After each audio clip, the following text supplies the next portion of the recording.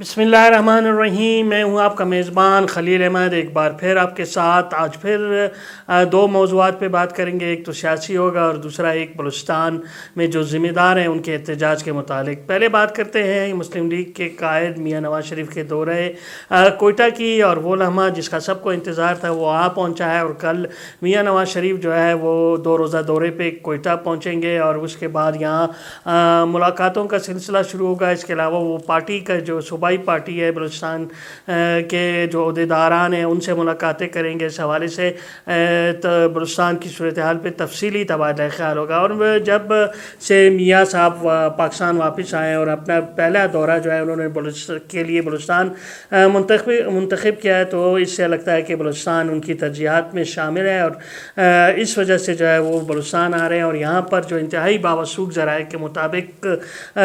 سابق وزیر اعلیٰ بلوچستان جام کمال خان، سینئر سیاستدان، سابق سینیٹر حاجی لشکری ریسانی سمیت تقریباً 15 سے زائد سابق ارکان وزراء اور ارکان اسمبلی اور ارکان قومی اسمبلی جو ہے وہ مسلم لیگ نون میں شمولیت کا اعلان کریں گے، اور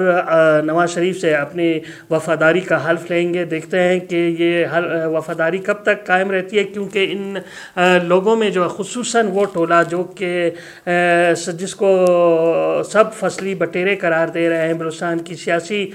جماعتیں ہیں یا بلوچستان کی سول سوسائٹی ہے، صحافی ہیں، وہ اس حوالے سے تواتر سے لکھ رہے ہیں، بول رہے ہیں کہ یہ جو سابق وزراء اور ارکان اسمبلی ہیں جو کہ پہلے باپ پارٹی میں تھے یا اس سے پہلے دیگر پارٹیوں میں تھے، اب وہ پھر لوٹ مار کے لیے جو ہے کہ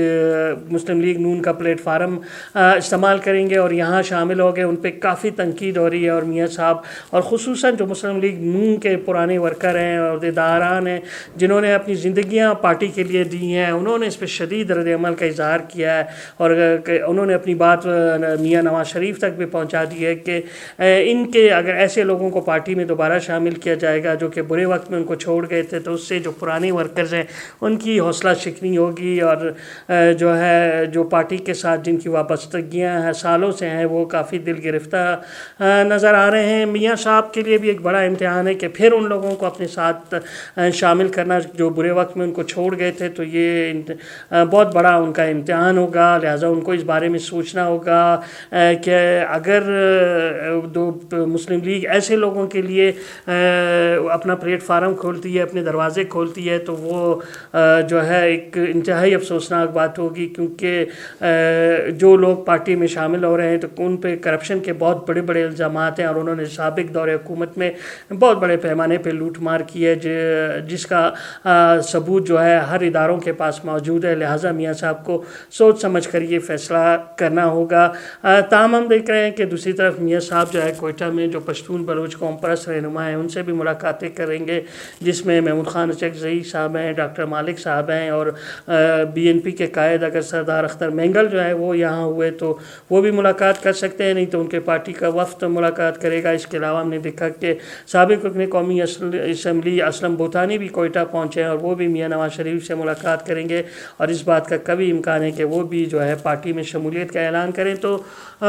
میاں صاحب کو جو ہے اب پرانے لوگوں پہ اور الیکٹیبل پہ اب اعتماد کرنے کی بجائے نئے لوگوں کو موقع دینا ہوگا، اور خاص طور پہ جب ان کی پارٹی میں ایک سینئر سیاستدان، ایک خوددار، ایک وفادار سیاستدان حاجی لشکری ریسانی شمولیت کر رہے ہیں، تو ان کو ایک اختیار دینا ہوگا اور نئے لوگوں کو موقع دینا ہوگا۔ جیسا کہ ہم نے دیکھا کہ بارش کا پہلا قطرہ جو ہے وہ میر ظفر قمرانی، چودھری شبیر اور دیگر لوگ ثابت ہوئے، تو ان کو بھی اس کے علاوہ جو پرانے کارکنوں میں جو ہے وہ نسیم الرحمان صاحب ہیں اور کافی لوگ ہیں، سیدال ناصر جیسے لوگ ہیں، ان کو موقع دینا چاہیے کہ وہ الیکشن لڑے۔ اگر نہیں جیتے تو کوئی مسئلہ نہیں، لیکن اگر جیت جاتے ہیں تو یہ ان کے لیے ایک سرمایہ ثابت ہوگا۔ بہرحال اس حوالے سے یہ انتہائی اہم دن ہے۔ اب ہم بات کرتے ہیں دوسری طرف زمینداروں کے احتجاج کی، اور آج وہ نوشکی سے بیلچے لے کے جو ہے کوئٹہ کی طرف گاڑیوں کے ایک بڑے کاروان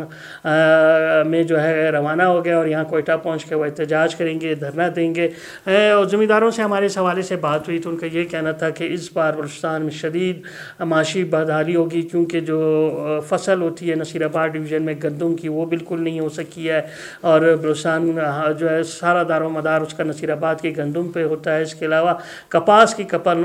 جو فصل ہے وہ مکمل طور پہ تباہ ہوگی، اس سے بھی لوگوں کو کچھ نہیں ملا، اور چاول بہت مشکل ہے کہ وہ بھی کاشت ہو، تو کیونکہ جو کیسکو ہے وہ بالکل اس نے وعدے کے باوجود بجلی فراہم نہیں کر رہا، طویل اور غیر اعلانیہ لوڈ شیڈنگ نے لوگوں کا سب کچھ تباہ کر دیا ہے، اور جو زمیندار ہیں وہ نان شبینہ کے محتاج ہو گئے، اور وہ سراپا احتجاج ہے۔ ہم دیکھ رہے ہیں کہ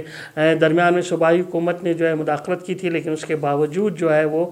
کیسکو کا رویہ تبدیل نہیں ہوا، جس کی وجہ سے آج پھر ایک بیلچہ مارچ شروع ہو گیا ہے۔ دیکھتے ہیں اس کے کیا نتائج برآمد ہوتے ہیں۔ لہٰذا اس حوالے سے مزید جاننے کے لیے آپ سے گزارش ہے کہ میرے چینل کو لائک کریں، سبسکرائب کریں، اور بیل آئیکن کا بٹن ضرور دبائیں تاکہ تمام معلومات بر وقت آپ تک پہنچ سکیں۔ شکریہ۔